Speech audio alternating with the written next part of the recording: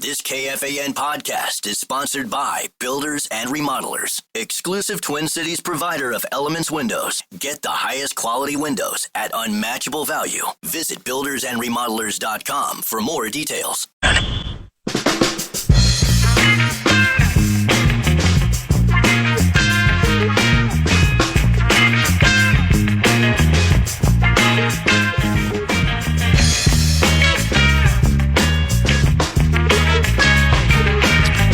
Gun control laws in New York are strong, but this guy still did it.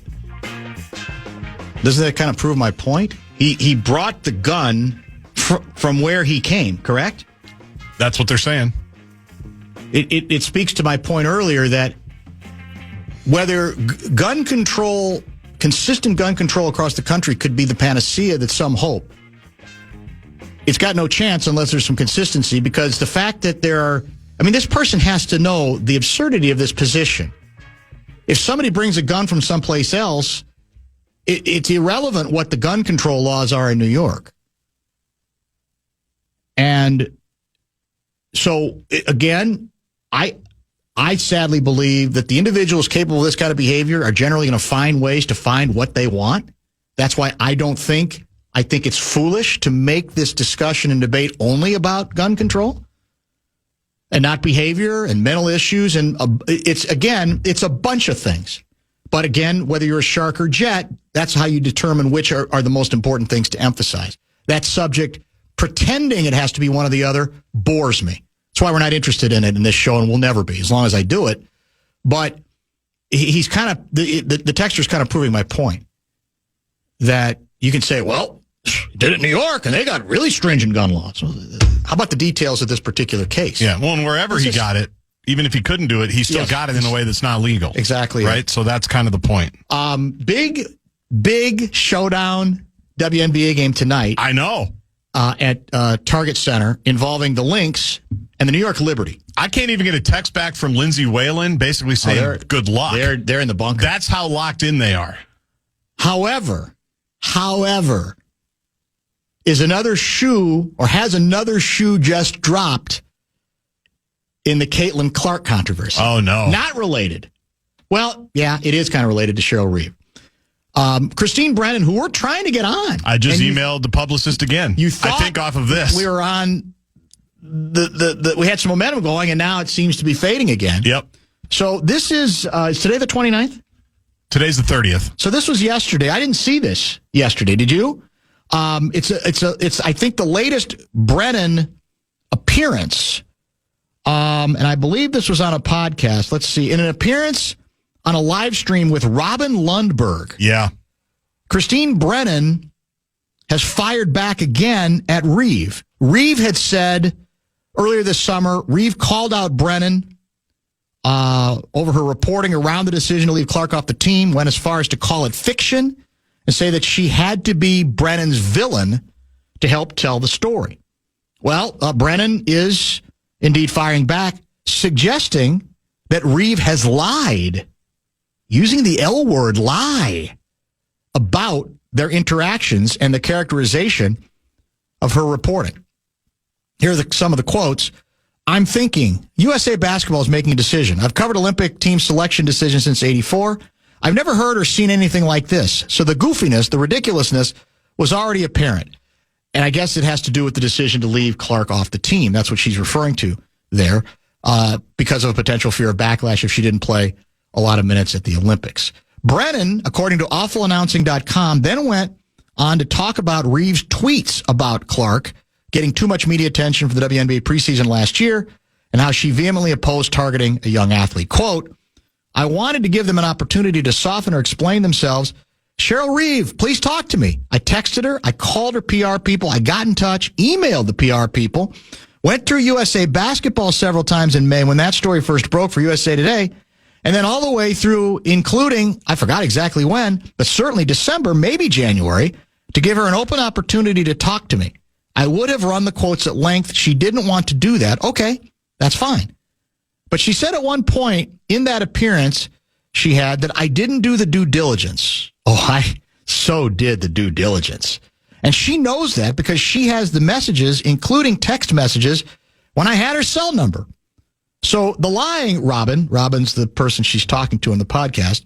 It makes me sad to say this because I liked, liked Cheryl Reeve. The lies are there, and anyone can find them and see them.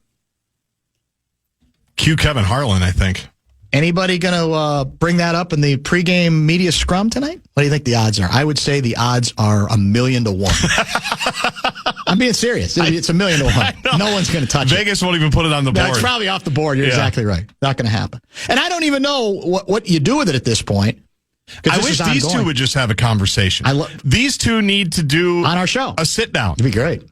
A Sunday sit down. Oh my God. Yeah, that would be. Because the back and forth is juicy and it's great and it's good for clicks and it's intriguing. Why can't we get her on the show, Brennan? Chris?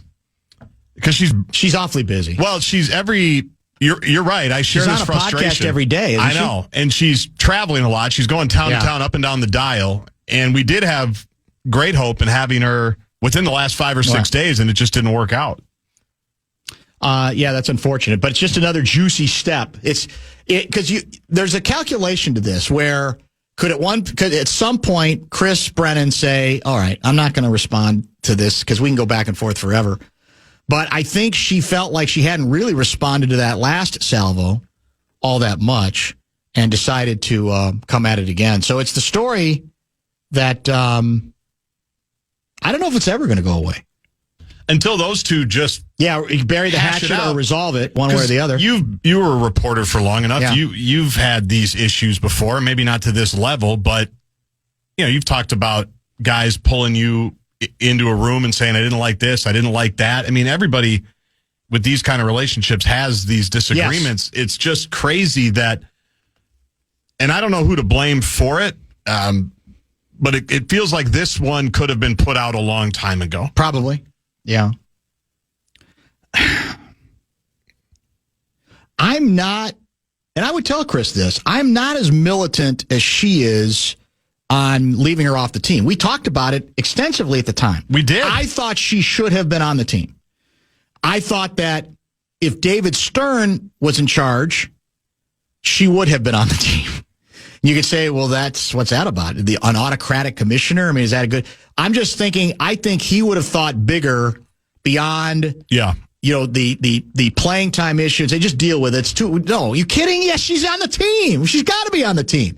I had no problem with her being left off. And I remember that's what we talked about at the time. I could see either way. You want her on the team, that's fine. I had no problem with other players that have allegedly earned it. Let them have it. It was more of a push than I think Brennan believes. Okay, that part of it. But what I think part of Chris's point is that a belief that the notion that Reeve would have had no impact on that decision is ludicrous, and I think it is too.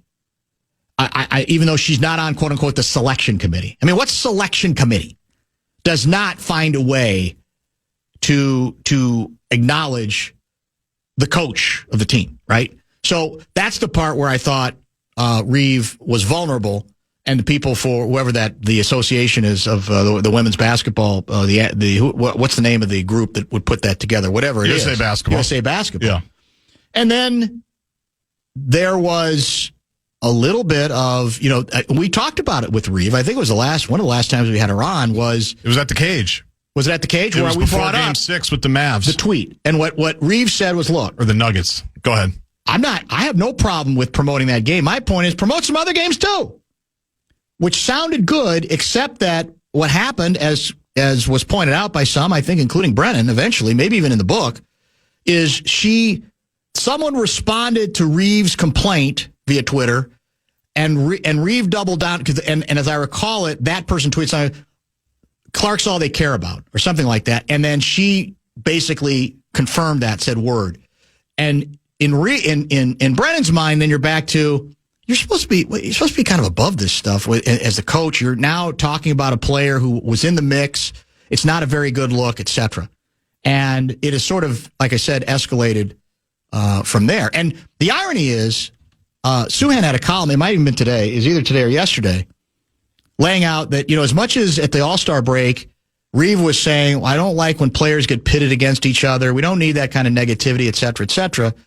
the point of what he wrote, which I've felt for years, is that if you want to cross over, then you have to accept some of the controversy and some of the rivalries, including the one regarding the two teams playing tonight, rematch of the WNBA Finals. That's actually, because you can argue that's divisive, but you got to have some of that. And in fact, what's ironic is Cheryl, she feeds that and likes it when it works to her purposes, including what we talked about yesterday, which was somebody asked her about why Meesman, right, the reaction to Meesman signing with New York rather than us. And what did she say? She made the wrong choice. Made the wrong choice. That's stuff that's divisive. You could argue, but I would say, well, no, that's adult, that's human, that's competitive. And so that's where, again, the league has to figure out what it wants to be. Because it can't have it both ways. Like, no, we're not going to fuel that kind of nonsense. We all want to get along. We're all in this together. We all come from the same amoeba. Okay, that's fine. But then you're not really going to cross over to a place where people are rubbing their hands together and say, let me get some popcorn. Right? Because that's part of what fuels interest above and beyond just the basketball itself. Right? Because it's the basketball that's fueling this, the rivalry between two very good teams. Right? And now the fact that they both competed for a player who might be a difference maker. One got the player, the other didn't. That's juicy. That's good. That's interesting. That's compelling. That brings more eyes to it and brings more faces to it. And Lord knows they need something right now because Clark's not playing. What else is there to pay attention to? Might as well pay attention to the teams with the two best records in the league, or is Phoenix second? I can't remember. No, New York is right now. New York is second. Yeah. Okay. Yeah. The tweets that you were talking about, I just pulled them up. Yes.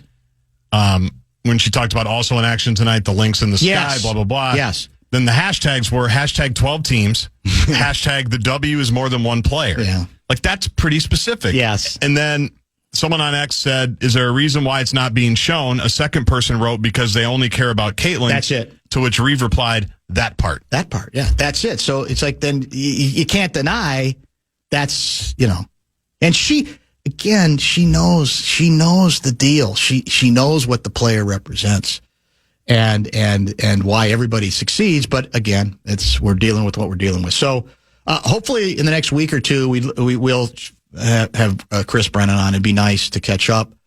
The book, I think, is still doing very well. It is. Is that correct? Yes. Still through the roof, pretty much? Vikings football is back. You can come find our Mall of America street team each day at Vikings training camp to find out how you could win awesome prizes, including Mall of America mystery cards or tickets to an upcoming Vikings game. Full details are at KFAN.com, keyword calendar. Do you think if we agree to interview some of the Rascals that we would have a shot at Darryl Hall as well at the State Fair? I mean, just throw that in. Say, look, I know the Rascals are they're famous. They go way, way back to the 60s, late into the 70s.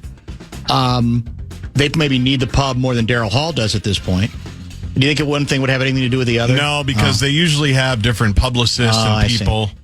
So they're not performing together. It's the Rascals are the warm-up, and then it's Darryl Hall. There might be some carryover, because according to your guy, PA, Darryl doesn't hit any of the high notes anymore, so maybe there's a member of the Rascals that does. PA was in a mood yesterday. He was, man. He was cranky about his team. Yeah. He was cranky about Darryl Hall. He was cranky about everybody. Now, Hall, as we know from Live at Darryl's house, he can sing with anybody. That was the beauty of Live at Darryl's house. You give him like 2 hours. Yes. He's going to put a song together with whoever he's working with. That is correct. Which is why that show is undefeated. By the way, any shot of getting Todd Rundgren? Oh, wait, that was a couple weeks ago. He did appear. I got no response. Huh? That's weird. Yeah. I was surprised by that, too. The only time we had him on, I couldn't get him off the air. He was just going. I mean, we could have gone another hour with him.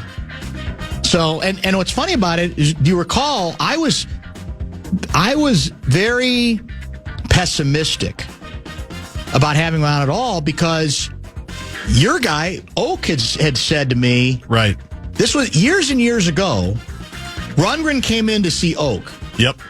And we occasionally would try to then, on the back end of that interview, get him to come into here. Didn't always work, but we tried that. So Oak is going to the restroom, and I say to Oak, any shot is, when Todd leaves, is it worth me trying to get to him? And he's like, man, don't even think about it. Not worth it. He's difficult. He's impossible. With us, he was great. Now, maybe it was just the day. Maybe it was just the mood. I don't know. You know why? What was it?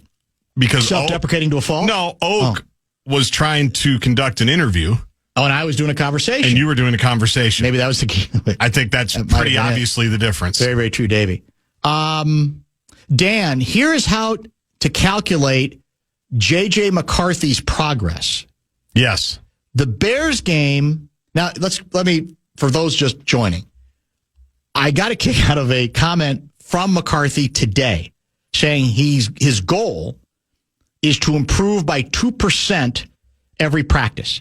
And I presented it to you as a math problem. Right, which I don't think I got right. I don't think I would have had any chance either. If he improves by 2% every practice moving forward, at what percent will he be when we open the season in Chicago on Monday night? So here's the way 763 guy puts it. The Bears game is about 5 weeks away. Assuming 5 practices per week, that's 25 practices, 2% improved per practice, that's 1.02 to the 25th power is 1.64. Right. That would be a 64% improvement. However, the final result depends on the starting point. If he is at 30% right now, then a 64% improvement does not get him past 50%. However, if we assume a 60% starting point, then he would be at 98% for the Monsters of the Midway. Think about it. That's how we have to think of it. Believe. 98%. We'd take that, wouldn't we? First game of his career? At Soldier Field, yes. Come on. Monday Night Football, the bright lights, the whole bit. It'd be outstanding. Yeah, we missed the compound interest part of it. You know, we missed because that's. I don't know how we missed it. I know. Well, we didn't. I wasn't really thinking about it. And as you know, when you just throw a math problem at me, my percentage of getting it right is about 11. Yes, 11%. That's true. Whereas if you texted it to me and maybe I had some time to think about it, for hours, I would have gotten the right answer. But definitely the compound interest part got me. Can you hit the breaking news sounder for me? Oh, hang on. Breaking news sounder. Well, I'm fudging a bit, but it's semi-breaking. Kerry Carpenter hit a 2-run home run and drove in 3 runs. Chris Paddock threw 6 solid innings in his Detroit debut, and the Tigers punished the Arizona Diamondbacks 7-2 today. The AL Central leading Tigers have won 4 in a row, coming off a 1-12 slump that spanned before and after the All-Star game. Paddock gave up only 1 run on 3 hits, 5 strikeouts, and no walks 2 days after the right-hander was acquired in a trade from the Minnesota Twins. Oh, pretty good. After the game, Chris Paddock said this: "It's amazing what they have in Detroit compared to what we had over at the Twins." That didn't take very long, did it? My God. 1 start. Suitcase isn't even unpacked yet. I'm sure he didn't have a place to live yet, I'm guessing. And he's already, well, that was a mess there in Minnesota. But here, everything's wonderful. That's what winning does for you. It's intoxicating. It's what going to a first-place team does. Positivity goes right through the roof, does it not? It's amazing what they have compared to what we had over at the Twins. He's allegedly talking about the team facility, coaches. Wow. Kitchen, etc. Now, how this writer, Scott Bentley, sent this tweet out, he's a Detroit sports writer, how he knows that that's specifically what Paddock was referring to or not. Maybe Paddock explained it. I'm not sure. But what's wrong with our kitchen?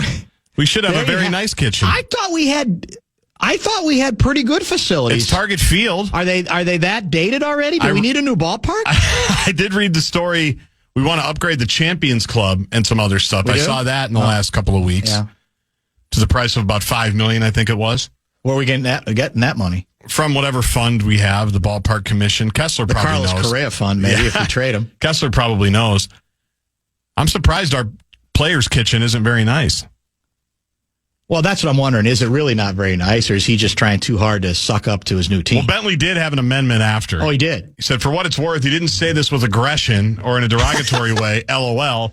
I think he just wanted to say how nice the facility was. He's just trying to suck up to his new employer. Comerica is nice. I've been there once. I've never been to Comerica. It's pretty solid. I've been to the old Tiger Stadium. They have a cool setup there that they have Ford Field, Comerica, and then Little Caesars Arena, I think, the new one for the Red Wings and the Pistons. It's all downtown, right? Yes, it's very cool. It's all kind of tucked right in. The brick blends into each other. Did you ever make it to the Silverdome? Did you ever cover a game at the Silverdome? Never did. It's unfortunately, only about 4 hours out of Detroit. The Quick Lane Bowl, since I've done 3 of them in Detroit, the Motor City Bowl has always been at Ford Field. So I've been there 3 times, but I never made it to the Silverdome. The Silverdome, special for many of us, covered many. I'm sure. Many Vikings, Bears games over the years, including a couple of Thanksgiving games as well. Yeah.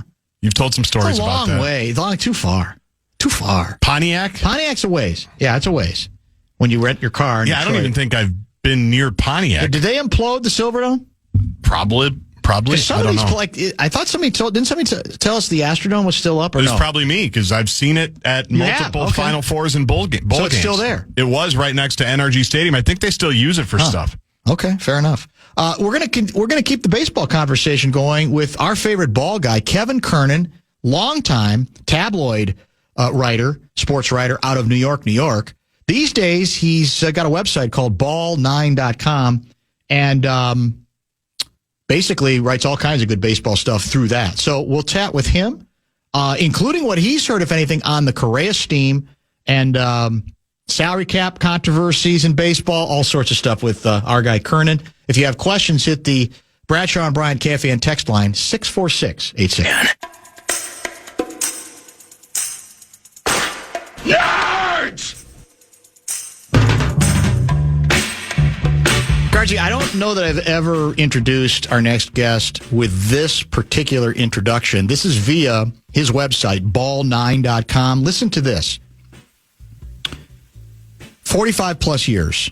Columnist at New York Post for the last 23 years prior to joining Ball 9. Elected to the New York Baseball Hall of Fame. Former sports talk host, KFMB.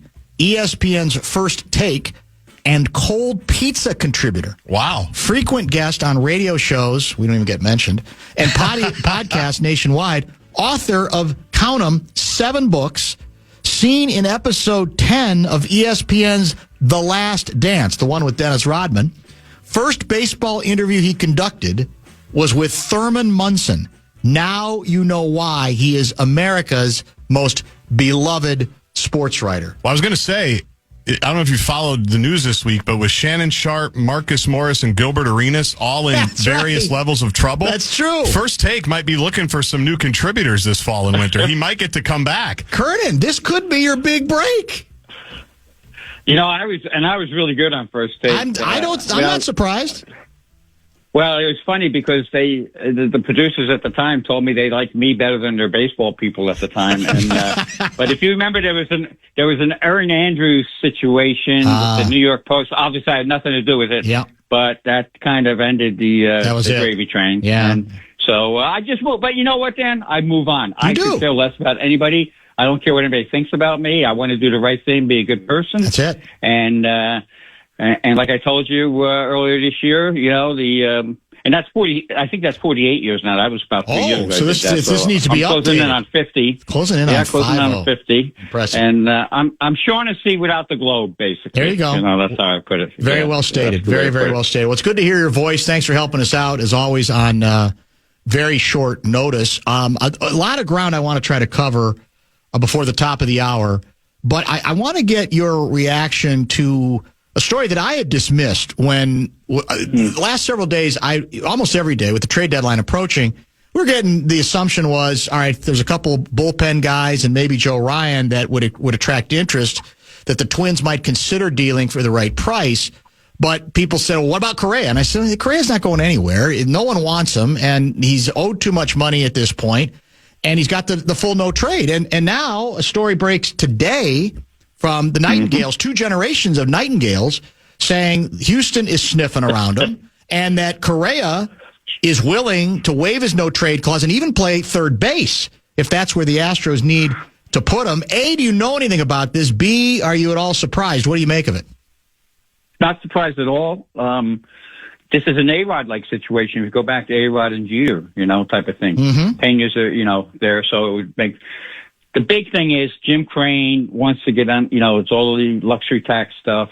He always says that, But then there's blood in the water, Dan, and you've been around enough sports to know when there's blood in the water, anybody can win the American League. It's that kind. It's wide open. That's it's never been more wide open. And so I think Crane is I think he would go over the top if he had to, if it made sense for him. And I don't know how they're doing it, to be quite honest. I don't know how they keep winning. It's amazing. For the most part. Yep. And they got a lot of young kids. They're playing good together. Correa would be great in that situation.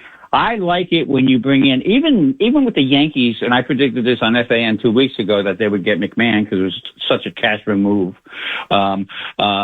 When you bring in a solid player, it just lifts everybody's spirits. And if Crane, don't forget what the Astros did in 2017.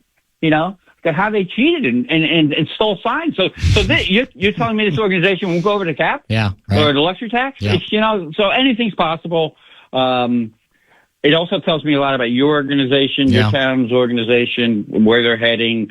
9 years later, you're in no better situation than when you were from Terry Ryan. I tried to warn everybody in Minnesota earlier this year when you had me on. There's just something wrong there within the heart of the organization.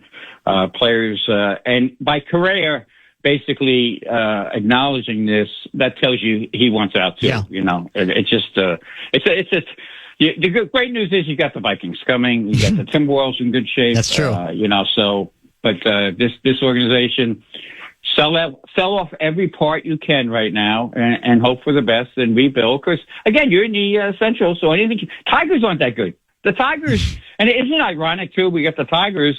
The Tigers were spawned by the 2017 situation with the Astros because A.J. Hinch got out of town. But like someone told me today, I was just on the phone with somebody I totally respect and has a lot of, still has a lot of Minnesota ties. He says, everybody hates A.J. Hinch. We all hate him, but he's a hell of a manager. So he's outmanaged everybody else in that division. So that division is still wide. No matter who you sell off, you still got a chance if you make the right moves in the offseason. But you also have the ownership situation. So my gut tells me you guys are screwed. Well, here's the thing. I mean, Correa, as you know, he's not hit it. He's had a bad offensive season. He's still a good fielder. He obviously can field the position. And he's, this year he stayed relatively healthy, but he's had several issues, including in the, that plantar fasciitis thing. So given he's got 3 more years on the deal, in this case, I'm actually fine if you can move on him because I don't know what he's got left. Now, I'm going to be tougher on giving up Ryan because Joe Ryan's had a really good season. Now, again, is it for real? That's always the question with pitchers, as you know, from year to year. But they got team control on him for several more years. So to me, whether it's old ownership or new ownership, you're going to want to demand a lot. Otherwise, I don't think you move him. I think in Correa, as much as I hate it, because he did provide us with some legitimacy here, as you know. When he was here, he made you legitimate. Exactly. He made you a real team. Yeah. Unfortunately, he's not the same hitter right now. Well, I saw that coming years. I was surprised that he did sign. I couldn't understand why so many people were going after him at the time. Right. For such a long left. I wouldn't have minded a shorter period. Sure. Because I remember being in the clubhouse with him. He was having back issues, years ago. And you're talking to somebody who had lumbar laminectomy in 1987. So I know what happens when your back goes bad, and I also know how you can fix it and things like that. So that was always a warning sign for me. But that's why I kind of like the third base thing. It's just like I wrote a column the other day and got a lot of people love this column. It's so obvious with the Yankees what they should have done. Judge should be the first baseman. He told me 5 years ago he would love to be the first baseman. And they go out and waste money on first baseman. If I'm the Yankees tomorrow, I make Judge my first baseman, sign Kyle Tucker, and move on, win the pennant next year. There you go. That's what you do. But these people, they don't think about. They always want to be tricky, and just like in the intro with nerds. They out nerd everything instead of looking at it from a baseball perspective. So all said and done, getting Correa to the Astros makes wonderful baseball sense for a young team. Keeping Correa with the Twins makes no sense. Yeah. Keeping Joe Ryan makes all the sense in the world. what is everybody looking for? Always starting pitching. Don't trade starters unless they're on their way out of town for whatever reason. So you get rid of Ryan, and then you sell off the bullpen piece by piece. That's a good thing because you can see there's a lot of interest in Durant. Yeah, apparently there's a lot. Apparently the Dodgers are the team that seem most likely on Durant. And I mentioned basically it's Jackson Durant that apparently are attracting the most interest. They're both good relievers. My preference is you don't trade them both, but maybe you do. The problem is, and you know this better than me, and you can speak to this. People they say, well, no, if we're going to trade that guy, either one of those guys, especially Durant, we want not just prospects, but a major leaguer. I don't think you're going to get a major leaguer the way it works. Baseball these days, it's going to be, all right, we're going to give you the highly rated prospects, which again is a guessing game, as you know better than most, but you're not going to get a major leaguer back likely, are you? No, and what you got to get back is the can't miss starting pitching prospect. There you go. Yep. That's why the Andrew Painter is interesting. Mm-hmm. The Yankees have a kid that's really good, but the Yankees don't have a need there, so they're not going to go there. Now, if you got that guy out of the Dodgers organization, who the Dodgers have used about 17 pitchers this year, starting pitchers, or right? Something. Yeah. So that's kind of shaky too. So I think that by there being so much Durant noise now tells me that they're really looking somewhere else other than the Dodgers, unless they get the guys they want from the Dodgers. But you got, for me, with this guy, what he's capable of doing, and I also heard he wants to get out of town too, to be honest. Yeah, interesting. Mm-hmm. Yeah. So that it all fits. But you have to get. There's only one way to rebuild, and that's with starting pitching. That's why you keep Ryan, and that's why you get your starting pitching. You got to get if you don't get a really legit starting pitcher out of this deal, you messed up another one. Speaking of the nerdation of the game, I don't think I've ever asked you this before, but it came up a couple of days ago.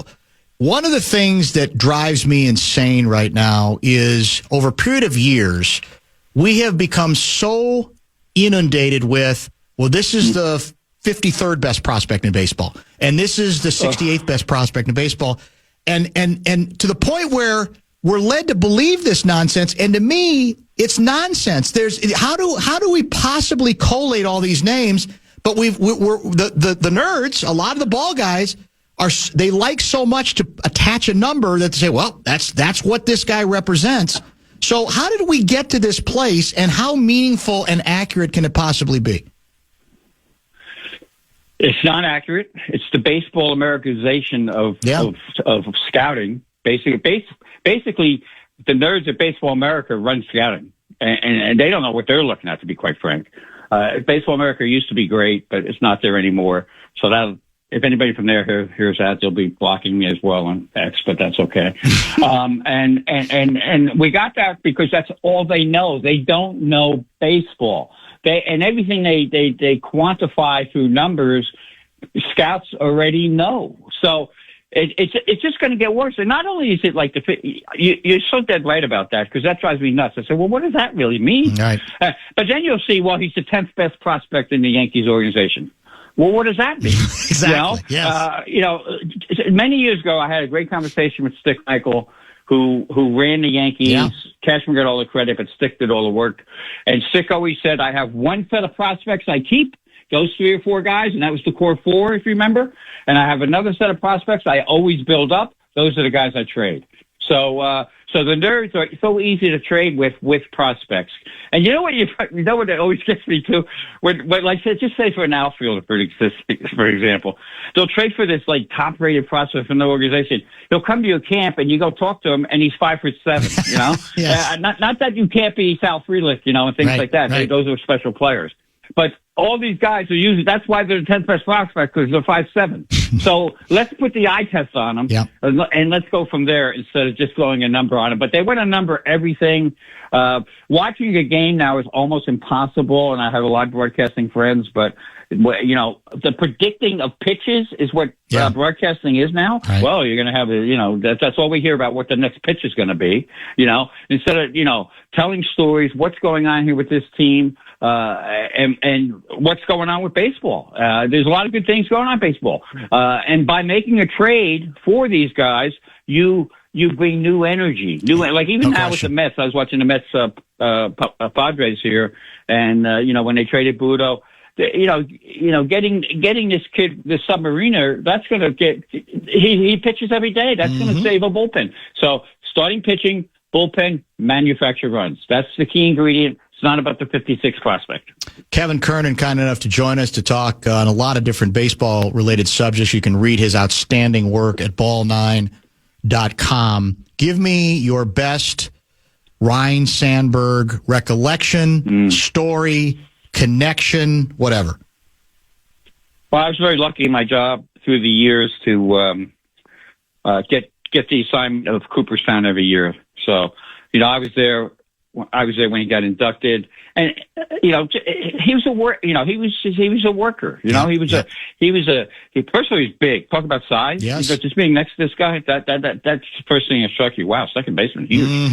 And and classy guy, smart guy, baseball player, and his speech was just one of those speeches that you walked away just saying, I see why he was a success in what he did. Loved by everybody.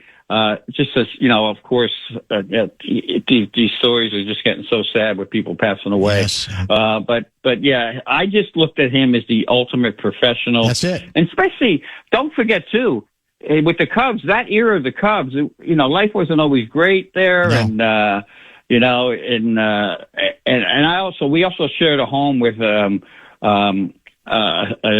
in Cooperstown with one of the top Cub scouts at the time. He passed away as well. Okay. But he used to tell some stories about what Sandberg did for the team. He's one of these guys. It's a classic. He's the guy you want to marry your daughter. He happened to be a great ball player too. He's the guy you want to grow up loving as a fan. He's the guy that makes you a baseball fan.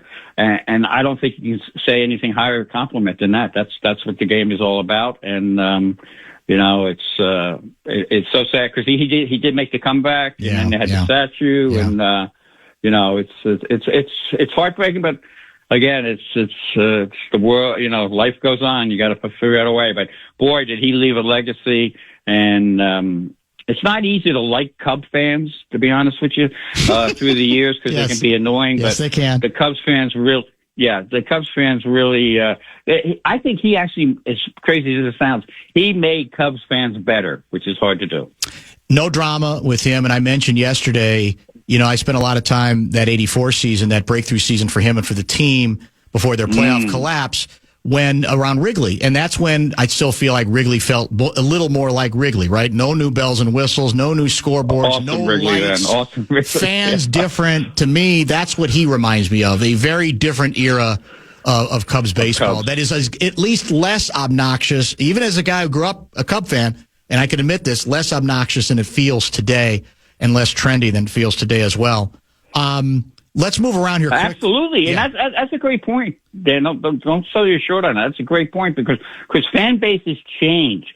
The Yankee bleachers that I sat in are so different now than what these bleacher creatures sit in. So that's a great point you make about him, and he embodies. Yes, he did. He embodies everything about that era and why the Cubs were beloved. And he's Harry Carey, basically in the field. It's just, Bill Murray. Those are the fun Cubs. Going to the, you can name them all, but all those bars out there and hanging out. Yep. Just great. You know what? I used to love Thursdays when I covered the Padres because that was always a day game, and we always had the bleachers with the young ladies out in the bleachers. And I used to always love going to the Cubs games too. One year I took my 10-year-old son Casey, who's now 46. Wow, 45. How about that? Yeah, he's up there. Yeah. And he spent the whole. I couldn't watch him because I was working, so he hung out with Doc Matai, the traveling secretary. Classic. If you thought of a Bull Durham type traveling secretary, that was Doc. And my son. Those people in really took care of my son, who was just running around the whole ballpark by himself. How about those kind of days? Let me get to at least one other story. Bryce Harper allegedly had this deal with Manfred where he says, if you're there to talk about a salary cap, get the bleep out of the clubhouse. So what do you make of that, if you want to call it confrontation, that conversation, that argument, whatever? And more broadly, where are you on the whole salary cap issue? Because it's hard to translate a cap to baseball, and yet for me, My attraction of some form of cap has more to do with the bottom, that forcing the teams that are spending zero money to say, this is the minimum you're going to spend. Where are you on all that discussion? Well, never forget that Bryce, he's in a lot of ways, Bryce, I think some of this goes back to, I had a friend pitching, he was pitching BP to Bryce when he was still in high school at a tryout camp with the Yankees. Mm-hmm. And he's the old Yankee Stadium, I think it was at the time. He's banging bombs into the upper deck. And he says, I'm going to be here. I'm going to be a Yankee someday. I'll be hitting them. And that's what he told the guy during batting practice. So Bryce has always been ballsy, and yes. for no other word. So that's saber rattling, throwing a line in the sand. These guys thought they fight a different way, because, and don't forget Scott Boras is his guy, was always his guy. Good point. Bryce got the big money when he saw, as an amateur. That's what they're trying to protect. And I would put all ball players, most of them now, in the elite situation. They don't understand real America anymore and real what's going on. So I think in the long run, they'd still make their millions, the good ones, but it would make baseball much more interesting.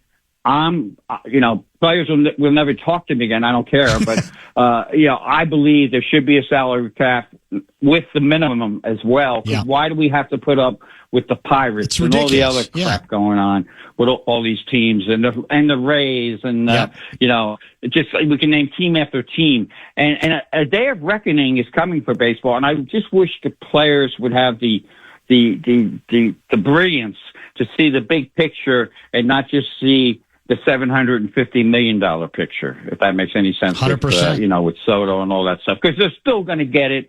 And and I'm not taking the owner's side. I've dealt with these guys forever. They're paying in the neck too, and exactly. They're making so much money off the casino type atmosphere, the betting, and that's blowing up. We didn't get into the Class A. That's why your guys are so important now too. So they're laying.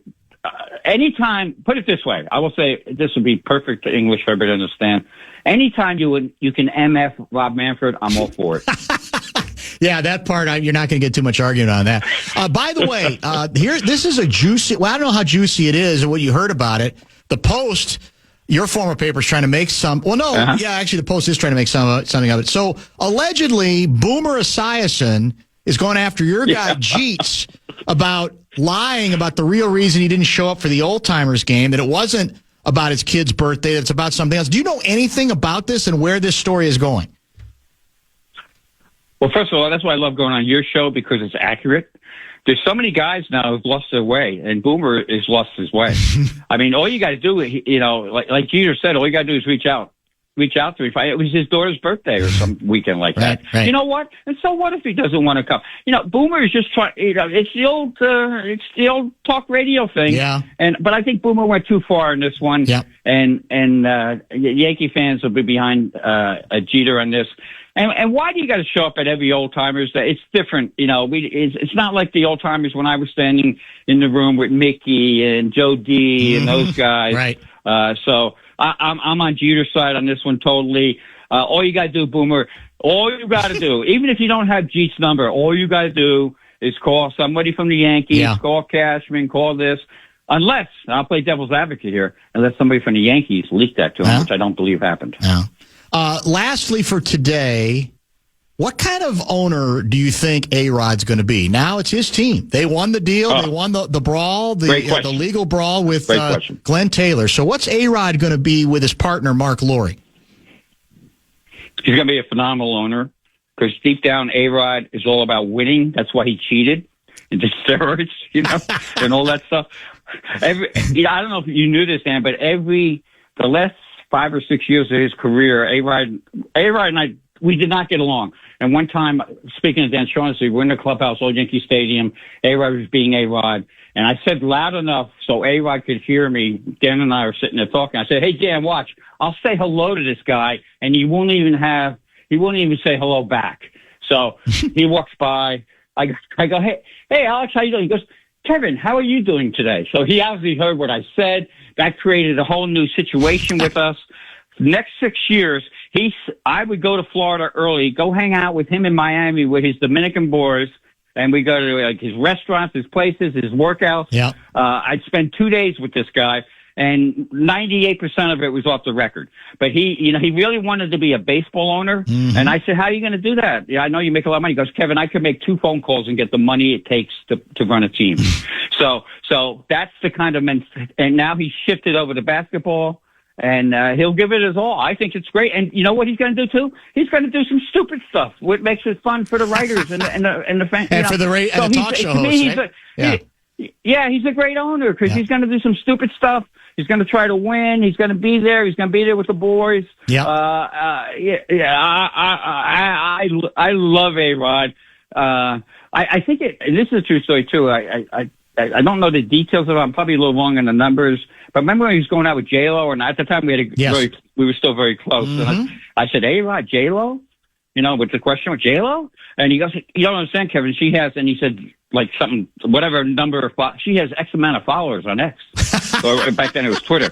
So A-Rod is always looking for the explosion, that's it. The big moment, and that's who he is. He's a superstar, and you got a superstar running a team. Good for you. Yeah, I think it's going to be, they're going to be aggressive. Like you said, that might mean some aggressive blunders, but hey, they're the reason that Tim Conley, then the Denver Nuggets GM, came here. And it wasn't Glenn Taylor. It was their aggressiveness that got him here. So he's going to think big.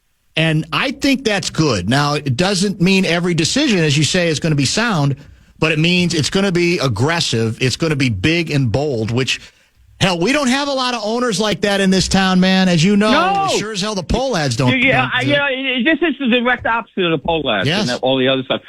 I hope we have time for this last A-Rod story because it's so great. Go ahead. So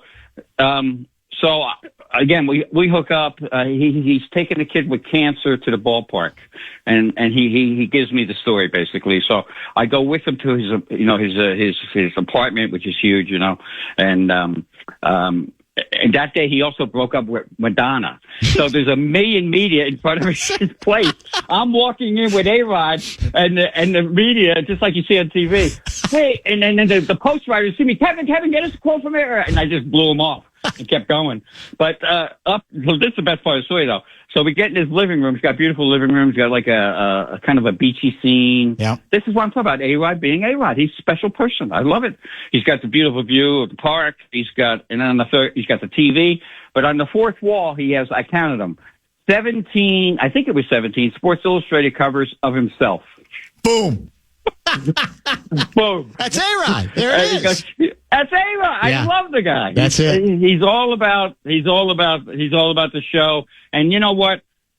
I know this gets me in trouble too, but I think I'm for the steroid guys now being the Hall of Fame because it was all part of the show. Yeah, it was part of the show. You're right about that. Well, you know what's incredibly timely about your story about all those photos is the producer of this show, Guardsy, was just mentioning from a source that sort of remained nameless that happened to be, and they've got this new special area at Target Center that A-Rod and Lori built for themselves in the Muckety Mucks, right? And a person who was apparently in there the other day noted the extraordinary number of A-Rod photos throughout said edifice. So there, it fits perfectly. Nothing's changing. No, don't change, Alex. That's what I always say. And shoot for the moon. And maybe you guys will win a championship, and some will be crazy down the road. Yep, but I think you guys are lucky. I would love to see him being a baseball owner because I'm telling you right now, he knows baseball inside and out. He doesn't get credit for that. He would be the best owner in baseball if he got a team with more. Ball9.com. What's the most recent story you want to hawk before we say goodbye? I did the MVP move story. Yep. They're all good. Just go back. They also, let me tell you about one little homestand. Look up the homestand story. It's about a guy named Will Bardenwerper. It's a funny name, but he was an Iraqi veteran, a writer, a really smart guy. Princeton, played baseball. He went to a small town, Batavia, New York, and spent a year with the Batavia Muck Dogs. 2 years after everything was taken away from the New York Penn League, and what life is like in a city that loses its affiliation. And it's a fascinating story because it tells the story of America as well as these people and how community and what baseball's all about. And the end of the story basically is the ballpark is still the best community place for a small town. Doesn't matter who's playing there. These people will bind together. And he has stories about people in the town just amazing. So that's my summer reading challenge to everybody. Homestand. Outstanding as always, my friend. It's always a pleasure. Great material. We will be in touch. Take care, Dan. Thanks, Bye-bye. man. Kevin Kernan on a roll today. Kessler in about a half hour. Top 5 at 5 might get squeezed a little, or we could extend it if Guardsy would prefer. He's still on the phone with, of course, our last guest. He'll give us some updates on some significant Minnesota Twins trade steam and what the Vikings were up to today at practice.